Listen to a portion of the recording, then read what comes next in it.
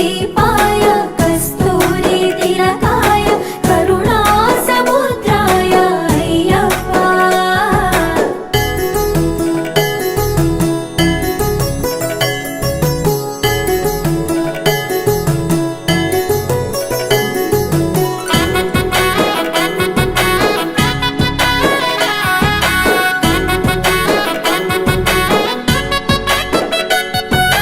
జడల సాంబ మోహినాంబ జతగ కలవగ శాస్త్రావతరించే అవని నందు అయ్యా స్వామిగా అయ్యప్ప స్వామిగా